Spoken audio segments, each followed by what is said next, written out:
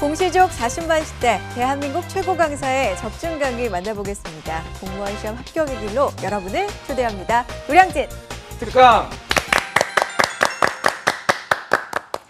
네, 안녕하세요. 노량진 특강 오늘도 활기차게 문을 열겠습니다. 살다 보면 누구나 피하고 싶은 순간이 있게 마련이잖아요. 과연 공무원 시험을 준비하는 우리 공시생의 경우에는 어떤 순간이 피하고 싶은 순간일까요? 여러 가지 상황이 있겠지만 바로 친구의 결혼식이라고 합니다. 뭔가 확 와닿는 게 있으실 것 같은데 친구의 결혼식, 결혼하는 당사자의 경우에도 그냥 와서 밥만 먹고 가라 이렇게 말을 건넨다고 하는데 왜냐하면 친구의 처지를 잘 아니까요. 그렇게 밥만 먹고 가라고 해도 마음껏 축하해줄 여유가 없는, 시간적으로도 금전적으로도 여유가 없는 우리 공시생들의 마음은 씁쓸해지기만 하겠죠. 자, 그래서 친구의 결혼식에 갔다고 친다면 더 큰 산은요, 그 결혼식에서 만난 다른 친구들입니다. 요즘 뭐 하냐부터 시작해서 공무원 시험을 준비한다고 하면 그 시험에 관한 얘기까지 한마디 한마디가 우리 공시생들의 가슴을 콕콕 찌른다는 얘기인데 상상만 해봐도 정말 피하고 싶은 순간이겠구나라는 생각을 해보게 됩니다. 자, 오늘도 두 학생과 함께 하겠습니다. 안녕하세요. 반갑습니다. 피하고 싶은 순간 얘기했잖아요. 네. 뭐 취업 준비하면서 또 공무원 시험 준비하면서 피하고 싶은 순간 있게 마련인데 네. 관규 학생 어때요? 저는 결혼식은 아직까지는 친한 친구들은 없었고 저는 이제 친구들이랑 술자리가 생길 때 이제 친구들이 한번 모이자 해서 모일 때 네. 그때 가기가 좀 그렇더라고요. 왜요? 그러니까 친구들은 보면은 이제 제 나이 때는 이제 취직을 한 애들이 많아요. 근데 제가 그 얘기에 공감을 잘 못 해주니까 그렇죠. 공감도 안 되고 하니까 아무래도 재미도 없고 네 그래서 좀 힘든 것 같아요. 그래요. 뭐 여러 상황에서 좀 피하고 싶은 순간이 많으신 우리 공무원 준비생 분들일 것 같은데 이런 말 진짜 많이 들어보셨을 거예요. 피할 수 없으면 즐겨라. 피할 수 없는 상황 어쩔 수 없으니까요. 자, 오늘도 활기차게 저희 노량진 특강과 함께 하시면서 피하지 마시고요. 공부 즐기면서 해보자고요. 자, 오늘도 공무원 사회 마스터 서우성 교수님의 강의 함께 하겠습니다. 박수로 청해 드릴게요.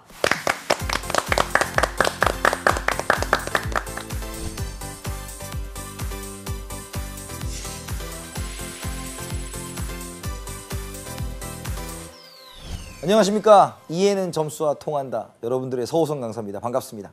자, 이번 시간은 이제 문화로 넘어왔어요. 그래서 뒤에 좀 앞에 빠졌던 부분들은 추가적으로 할 수 있는 시간이 있을 것이고요. 우리 공무원 사회에서 중요시하는 주제 중에 하나인 문화를 시작해 보도록 하겠습니다. 그럼 문화라고 생각하면 광고학생 문화가 뭘까요? 관습, 그 나라의 관습이나 이런 거. 관습이나. 네. 문화가 뭘까요? 문화 뭐 즐기는 거. 즐기는 거. 문화는 뭘까요, MC님? 뭐 의식주 다 문화가 될 수 있잖아요. 우리가 생활하는 주변에 있는 모든 게 다 문화 아닐까? 네, 정답이에요. 그러니까 정말 공무원 공부에 특화된 분이 MC님 같아요. 정말로. 정말 정답이 딱 나오지 않습니까? 문화라는 것은 인간이 만든 것이면 문화입니다. 물론 학문적인 의미로는 굉장히 다양한 의미가 있을 수 있겠지만 참고로 공무원 시험에 문화의 뜻이 나오진 않습니다. 그럼 인간이 만든 건데 우리가 문화 이해 관점과 태도라는 것을 통해서 요즘 이제 세계화 시대다 보니까 이제 각각의 문화를 어떻게 받아들일 수 있는가에 대해서 고등학생들이 알아야 되고 그것들이 고스란히 반영되는 게 공무원 시험이니까 그 문화에 대해서 이해하는 시간을 가져보도록 하겠습니다. 근데 이제 두 가지 주제를 볼 건데요. 첫 번째가 문화 이해 관점이에요. 근데 관점이라는 주제는 우리가 앞에서 얘기했다시피 기능론, 갈등론, 상징적 상호작용이 대부분 나오지만 요건 좀 다른 개념으로 접근을 하셔야 될 것 같고요. 두 번째로는 문화 이해 태도. 매번 나오고 점수 조절용 문제 그냥 내는 거예요. 틀리면 안 되는 문제입니다. 그래서 여러분 정확하게 이해하시고 넘어가셔야 되겠다고 말씀을 드릴게요. 먼저 문화 이해 관점. 문화 이해 관점이 나오면 무엇으로 풀어야 되는가라고 하면 세 가지입니다. 첫 번째 총체론, 두 번째 비교론, 세 번째 상대론이에요. 그래서 총체라는 개념이 뭘까요? 총체. 연결되어 있다라는 겁니다. 연결되어 있다. 그러니까 문화라는 걸 바라볼 때 우리가 하나만 바라보는 것이 아니라 이러한 문화적 현상이 왜 일어나는가에 대해서 생각을 해보자라는 게 총체론이고요. 비교는 왜 하는 걸까요? 비교는 우리가 다른 문화와 우리 문화의 차이점을 알아보자라는 거가 되었고요. 상대론이라는 것은 상대적이다라는 말이니까 평가하지 말자라는 얘기로 생각을 하시면 돼요. 문화이의 관점은 총체론, 비교론, 상대론으로 푸시면 된다라는 말씀을 드리면서 첫 번째 총체론부터 말씀을 드릴게요. 여러분, 문화라는 것은 굉장히 다양한 것이 있습니다. 참고로 요즘에 우리가 왜 결혼을 안 할까요? 왜 아이를 안 낳을까요? 라는 생각을 해보셨습니까? 참고로 이제 평균적으로 말씀드리면 우리가 왜 우리 지영 학생 왜 결혼 안 한 것 같아요? 뭐 그냥 각자 즐기고 싶은 것도 즐기고 싶고 뭐 각자 생활하고 싶어가지고 결혼을. 성규 학생은? 결혼 안 하는 이유가 네. 이제 돈 때문인 것 같아요. 네. 정말 명확한 정답이 나왔어요. 근데 참고로 말하면 이제 결혼을 안 하니까 아이가 안 나오는 거고요. 인구 절벽이 굉장히 시작합니다. 그래서 지금 특히 입시 영역에서 강의를 하고 있는 분들은 우리가 이제 00년도 밀레니엄하고 밀레니엄 01년도는 애들이 좀 많은데 그 이후로부터 인구가 팍팍 줄어요. 지금 초등학교가 아무리 시설이 많다고 해도 그것을 이끌어갈 학생들이 없기 때문에 증개축을 안 하고 있는 상황이고, 두 번째는 아시다시피 대학교도 지금 다 줄이는 추세예요. 뭐 최근 제가 들은 정보에 의하면 대학교가 한 30-40개가 그냥 없어질 거다. 그만큼 이제 학생들이 없다라는 거죠. 그러면 왜 결혼을 안 하는가에 대한 질문의 답은 첫 번째가 경제적인 이유가 될 수 있죠. 경제적인 이유.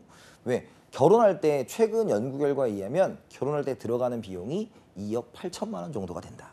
왜? 서울의 전셋집을 포함해요. 그거 오해하면 안 돼요. 이 얘기를 듣자마자 다시 결혼을 포기하는 그런 사람들이 나타날 수 있어요. 그건 아니고 그러니까 서울에서 전셋집을 얻고 뭐 하고 이제 드스메 있지 않습니까? 드스메. 드레스 메이크업 스튜디오. 요거 제가 결혼을 처음 해봐서 그렇지 두 번째 하면 안 할 거예요. 첫 번째 계획은 없습니다만 정말로 이게 많이 들어가더라고요. 그래서 그런 것들에 대해서 경제적인 문제, 그리고 아까 재용 학생이 말한 것처럼 자기가 누리고 싶은 문화를 아이에 따른 희생이라고 생각을 하시는 분들도 있기 때문에 아이를 안 낳는다라고 생각을 할 수가 있죠. 그래서 우리가 결혼이라는 부분에 단적인 걸 봤지만 다 연관성이 있다. 경제적으로, 사회적으로, 문화적으로 되어 있으니 우리가 하나의 문화, 코끼리 다리 만지기다 이거 안 된다 이거죠. 다 전체적으로 봐야만 우리가 문화를 평가할 수 있다. 평가가 아니죠. 문화를 이해할 수 있다라는 것이 이 총체론적 관점입니다. 이해 가시겠어요? 근데 이제 두 번째가 비교론적 관점이에요. 비교론적 관점. 우리 비교 당해보셨습니까? 성규 학생 비교 당해봤습니까? 네. 누구랑 비교 당하죠? 사촌 동갑 여자애랑. 바로 정확한 정답이에요. 비교는 누구랑 해야 되냐면 공통점이 있습니다. 그죠? 공통점이 있어야 차이점을 느낄 수가 있는 게 비교예요. 쉽게 말해서 광교 학생하고 갑자기 대선 후보, 대통령 막 이런 사람들하고 비교하진 않아요. 왜? 다른 사람이거든요. 이해가셨습니까? 그래서 비교를 하려면 우리가 보편성을 가지고 있어야 돼요. 그럼 이게 왜 필요하냐 이런 거예요. 여러분 설문조사 결과에 의하면 여성분들의 80%는 여성분의 80%가 뭐라고 생각하는지 아세요? 자기는 뚱뚱하다고 생각합니다.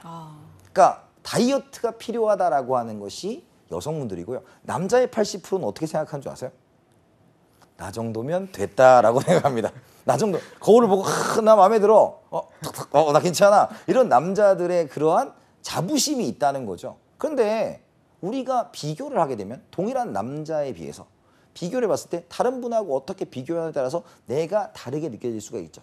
즉 비교를 한다는 것은 이 사람의 우열을 가리자는 게 아니라 보편성과 특수성을 살펴봄으로써 객관성을 띠게 해준다라는 거로 이해를 하시면 될 것 같아요.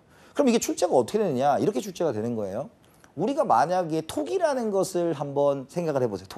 토기. 그럼 총체론적 관점이라면 예를 들어서 우리 신석기 시대에 빗살무늬 토기가 있었지 않습니까? 그럼 빗살무늬 토기는 왜 이렇게 뾰족하게 생긴 거예요? 그 시대에 살았던 사람들이 강가나 이런 데 집을 지어서 정확해요. 네. 그러니까 우리가 토기를 봤을 때 우리가 그 토기를 총체론적으로 바라본다는 것은 뭐 거기 사람이 살았던 집터, 먹었던 음식 이런 것들을 쭉쭉 보면서 토기가 이렇게 생겼구나라고 생각하는 거예요. 근데 비교론이라는 것은 뭐가 되겠습니까? 비교론은 토기가 있는데 토기라는 공통점을 놓고 한국의 토기, 미국의 토기, 일본의 토기 이렇게 놔두는 거죠. 그러니까 대표적으로 나오는 기출 주제는 젓가락이에요. 한국과 중국과 일본의 젓가락이 길이가 다르지 않냐라는 겁니다. 왜? 한국의 밥은 떡밥이에요. 떡밥. 그러니까 밥풀이라는 단어가 나올 수 있죠. 우리가 붙일 수 있잖아요. 그러니까 한국은 숟가락이라는 용도가 따로 있기 때문에 젓가락의 길이가 그렇게 길 필요가 없다라고 주장을 하는 건데 중국 밥은 이렇게 먹어야 되잖아요. 그러니까 젓가락의 길이가 길 수밖에 없는 것이죠. 그래서 우리가 젓가락이 모두 있지만 다른 문화와 젓가락의 길이가 다르다라는 것을 파악할 수 있는 것이다. 그래서 비교론에서 포인트는 보편성과 특수성, 객관성을 확보할 수 있다라는 거예요. 근데 상대론입니다. 상대론은 우리가 이제 뒤에 가서 파악을 하는데 상대라는 말의 반대는 뭐가 되겠어요? 절대라는 거죠. 절대. 절대라는 것은 기준이 있기 때문에 그 기준으로 우와 열을 따질 수 있는 것인데 상대론은 해당 문화가 왜 이런 것이냐라는 거예요. 여러분 참고로 있잖아요. 그 예전에 다큐멘터리 프로그램에서 동남아시아에서 사람들이 많이 먹는 그런 그 간식이 뭐냐면 그 달걀이에요. 달걀인데 우리나라 달걀하면 뭐가 떠오르시죠? 흰자와 노른자가 있는 삶은 달걀이 떠오르실 거예요. 그런데 거기는 달걀을 병아리가 부화하기 직전의 것을 먹어요. 그래서 그걸 삶아서 이렇게 마시는 겁니다. 그러면 까보면 병아리가 이렇게 있단 말이에요. 자, 얼굴을 찡그렸다면 큰일 나요.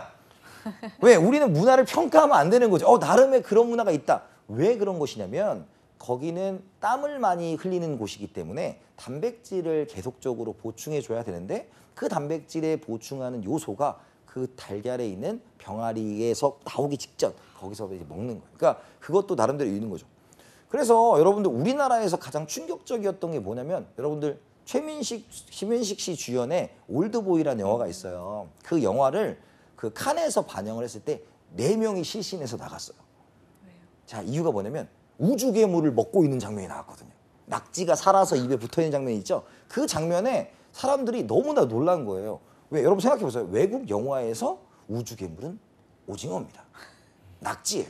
그러니까 그런 것들을 먹고 있으면 다리가 막 움직이고 있으니까 굉장히 당황스러워서 문화적 충격을 겪었다라고 얘기하는 거죠. 여기서 우리가 얼굴을 찡그릴 필요도 없고 그걸 좋아할 필요도 없고 문화라는 것은 각각의 기준이 있으니까 평가하지 말아라라고 하는 것이 상대론입니다. 그러니까 우리 문화 문제를 풀 때 기본적으로 평가를 한다는 얘기가 나오면 다 틀린 거예요. 우리는 바람직한 태도로서 평가를 하지 말자라는 주제로 지금 얘기한 겁니다. 근데 가장 중요한 건 뭐예요? 이런 내용은 제가 설명을 했습니다. 설명은 제가 하는 거고 여러분들 머릿속에 문화를 보는 관점, 문화 이해 관점은 총체론, 연관성, 비교론, 보편성과 특수성, 객관적 관점, 상대로는 기준이 없으니 평가하지 말자. 끝이에요. 더 안 가셔도 됩니다. 근데 이 상대로는 우리가 이제 요거랑 같이 연결돼서 나오는 거예요. 그래서 이 두 주제는 따로따로 떨어져 나올 수도 있고 한 가지의 주제로 나올 수도 있으니 여러분들 잘 이해하셔야 됩니다. 그래서 문화이해 태도는 절대주의라는 게 있고 상대주의라는 게 있어요. 그럼 우리는 벌써 알았어요. 절대라는 것은 기준이 존재하므로 평가가 가능하다. 평가가 가능하면 바람직하지 않다라고 말씀드렸어요. 두 번째, 문화상대주의는 평가가 불가능하다라는 거고 바람직한 태도지만 그렇지 않은 것도 존재할 수 있다라는 거. 그래서 요걸 구분하는 건 아주 굉장히 고전적인 시험 문제입니다. 보면 절대주의는 이제 두 가지가 있어요. 자문화 중심주의와 문화상대주의. 우리는 자문화 중심주의를 경험하고 있습니까? 자문화 중심주의 경험해 본 적 있어요? 자문화 중심주의. 네. 거의 문화사대주의 쪽이었던 것 같은데. 그게 우리나라 사람들이 가지고 있는 가장 착각 중에 하나예요. 아, 우리나라 인종차별이 있습니까? 아니요. 굉장히 많은 나라가 우리나라입니다. 그러니까 여러분들이 그래요? 지금 되게 오해하고 있는 거예요. 자, 강남역에서 하나의 조사를 해봤습니다. 백인 10명이 우리나라 사람들에게 길을 알려달라고 물어봤고요. 그 다음에 동남아시아 사람 10명에게 우리나라 사람에게 길을 알려달라고 물어봤습니다. 그럼 백인에게 몇 명이 가르쳐줬을까요? 9명입니다. 근데 동남아시아 사람에게는 2명이었어요. 우리가 우리나라가 백인들로부터 뭐 예를 들어서 박지성 선수가 개고기송을 불렀다든지 여러 가지 것들에서 우리가 인종차별을 받고 있고 우리는 인종차별을 몰라라고 얘기하고 있지만 철저하게 말씀드리면 우리나라는 인종차별이 굉장히 심한 나라입니다. 심지어 예전에 안녕하세요라는 프로그램에 나와서 고민이 뭐였냐면 시장에 가면 흑인이 나를 만진다는 거예요. 무슨 말인지 아시죠? 그러니까 우리나라가 지금 철저하게 자문화 중심주의를 가지고 있습니다. 물론 자문화 중심주의를 가지는 국가. 우리나라 사람들의 특성 중에 하나가 뭐냐면 그 나라의 평가를 뭘로 하냐면 GDP로 평가해요. 우리나라 GDP가 몇 인지 아세요? 10위권입니다.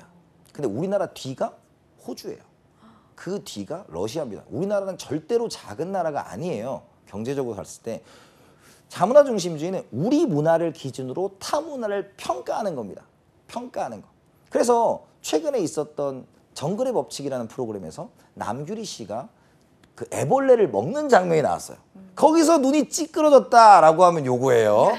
이해가세요? 아니, 애벌레 먹을 수도 있지. 왜? 우리가 영양소를 섭취하는데 그거에 대해서 다른 문화의 음식을 이래라 저래라 할 수는 없다는 거예요.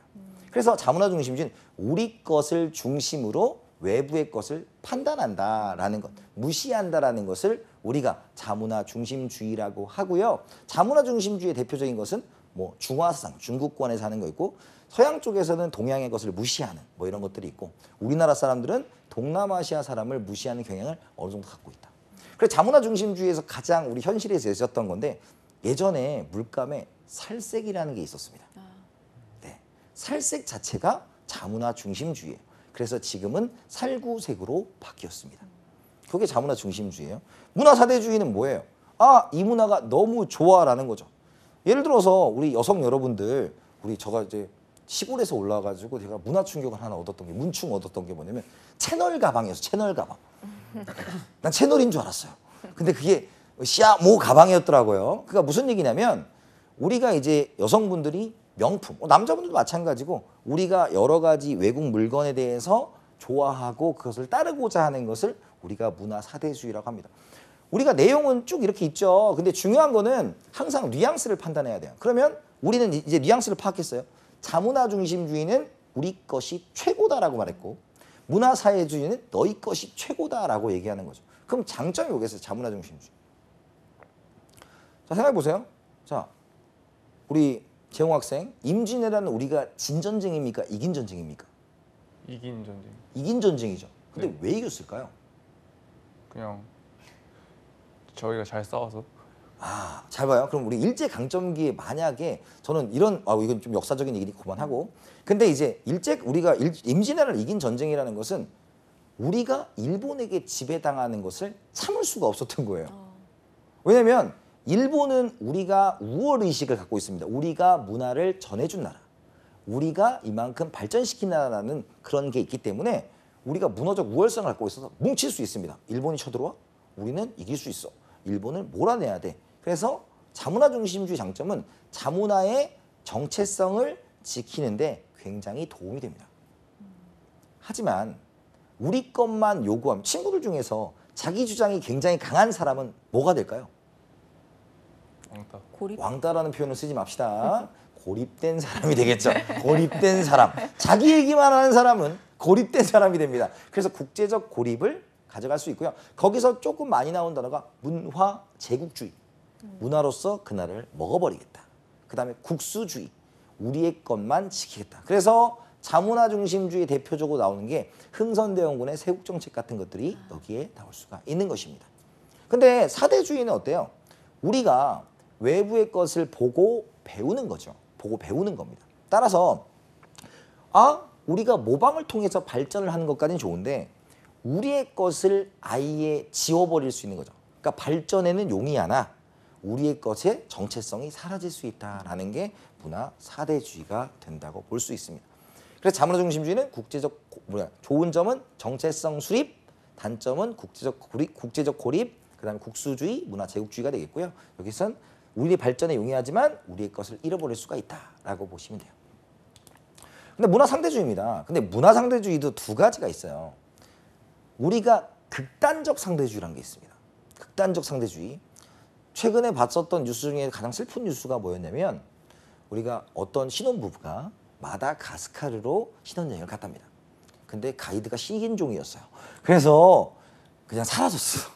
그분들이 사라졌습니다. 즉 그분들은 행복한 평생의 한 번인 신혼여행을 떠났지만 다시는 돌아올 수 없는 길로 떠나버렸어요. 묻겠습니다. 식인 문화는 인정할 만한 것인가요? 아니죠. 우리가 문화의 상대성, 너희 나름대로의 문화가 있을 수 있다는 가정을 했지만 그래도 기본적인 인간의 인권을 지켜주는 것까지 부정하는 것을 우리가 인정할 수는 없다는 겁니다. 참고로 우리가 지금 아프리카에 보면 정말로 이 예시를 들까 말까 고민을 했는데 한번 들게요. 그 어린아이가 태어나면 여성의 순결성을 강조하기 위해서 여성의 성기를 꼬맨답니다. 근데 그것을 우리가 인권 유린이라고 바라보지 않고 그 나름대로의 문화야라고 인정할 수 있겠습니까? 아니죠.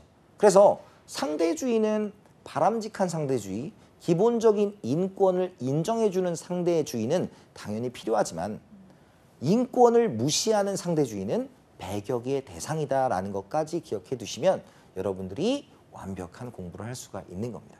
아시겠죠? 그래서 우리가 문화 상대주의, 문화 절대주의. 그래서 문화는 이해의 대상이지 평가의 대상이 아니다라고 말씀드릴 수가 있고요.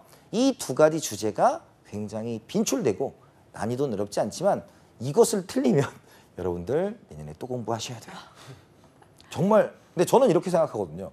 공부라는 것을 할 때 가장 중요한 것 중에 하나가 자신이 어떠한 위치에 있다는 것을 평가받으셔야 돼요. 어떤 사람이 살찌는 줄 아세요? 광교 학생? 많이 먹는 사람이. 아닙니다. 몸무게를 재지 않는 학생이 살이 찝니다. 자신이 정확하게 어떠한 위치에 있는지를 평가하시고 항상 자극을 받으셔야 돼요. 사람은 똑같아요. 하기 싫은 걸 안 하고 싶고 하고 싶은 것만 하기 때문에 합격과 멀어지는 겁니다. 그래서 이 파트는 쉬우니까 여러분들 한번 하고 중점을 두진 않으셔도 돼요. 그럼 어떻게 나오는지 한번 봅시다. 문화이의 관점이 나왔죠. 문제는 항상 문제의 답이 있다 그랬어요. 문화이의 관점이니까 우리는 무엇을 풀면 된다? 총체론, 비교론, 상대론을 푼다라고 아예 문제 줬습니다. 소를 신성시하는 인도의 문화를 제대로 이해하려면 특정한 문화 현상만을 떼어내서 볼 것이 아니라 인도의 자연환경, 역사, 정치, 사상 등 전체적인 맥락 속에서 뭐라고요? 전체적인 맥락 속에서 무슨 관점? 총체론적 관점이 되겠죠. 만약에 이게 상대론이 되려면 평가하지 말아야 된다. 이해라는 단어가 나와야 될 것이고요. 비교론이라면 공통점과 차이점이 나와야 될 겁니다. 두 번째, 문화를 이해하는 갑과 을의 태도에 대한 적절한 설명입니다. 태도예요. 태도하면 뭐로 풀어야 된다고요? 자문화 중심주의, 문화 상대주의, 문화 사대주의 이렇게 푸시면 됩니다. 갑, 해외여행은 즐거웠니? 글쎄 즐겁긴 했는데 그 나라에서 누에와 메뚜기 튀긴 걸 먹더라. 정말 징그럽고 그 나라 사람들은 야만인 같다고 생각되었어. 야만인! 이걸 뭐라고 합니까? 우리의 문화를 기준으로 타 문화를 평가하고 있으니 이것을 자문화 중심주의라고 하는 겁니다. 그랬더니 각 사회마다 독특한 음식 문화가 있을 수 있는 거지. 그건 그 나라가 가진 자연 환경과 사회적 상황에 따라 그들의 생활 양식이 만들어진 것이니 그들의 입장에서 그들의 음식 문화를 존중해야지 라고 되어 있죠. 그들의 입장에 존중하자. 이걸 우리가 문화 상대주의라고 합니다. 첫 번째, 갑의 태도는 자기 문화의 주체성을 잃게 한다. 주체성이라는 것은 맹목적으로 그 문화를 따라하는 것이겠죠. 따라하는 건 뭐가 될 것이다? 문화 사대주의가 될 겁니다. 그러니까 1번은 틀렸죠. 니은, 갑은 각 문화의 고유한 특성과 가치를 인정하고 있다. 갑은 문화 상대주의니까 인정하고 있죠. 세 번째, 을은 문화의 우열을 가릴 수 없다고 생각한다. 을은 어때? 내 문화가 일단 우수한 거죠. 그러니까 우열을 가렸죠. 그래서 자문화 중심주의 우열을 가릴 수 있다고 표현하는 것이고요. 네 번째, 을은 자기 문화를 기준으로 다른 문화를 평가하고 있다. 평가해서 우리께 최고다라고 하고 있으니 리을이 맞는 것이죠. 그래서 정답은 니은과 리을이 되는 것입니다. 아시겠죠? 그래서 우리가 총체로는 연결성, 전체적인 맥락을 중시한다는 걸 기억하시고 상대로는 평가 금지, 문화는 이해 대상이다 라고 보시면 되고요. 두 번째, 비교로는 공통점을 가지고 차이점을 논하는 것이다 라는 거죠. 그래서 보편성, 특수성이 반드시 문제에 언급이 돼야 되고요. 객관적이라는 것 기억을 해두셔야 됩니다. 세 번째, 자문화 중심주의는 정체성을 지키지만 국제적 고립을 야기할 수 있고요. 문화 사대주의는 타문화 수용에 유리하지만 정체성을 상실시킬 수 있고 극단적 상대주의는 배격 대상이지 인정의 대상이 아니니 우리는 문화 상대주의를 바람직하게 가져가야 된다는 시험 문제의 출제 포인트였습니다. 이렇게 해서 여러분들 문화의 이해 마치고요. 다음 시간에 더 멋진 주제로 찾아뵙겠습니다. 수고하셨습니다.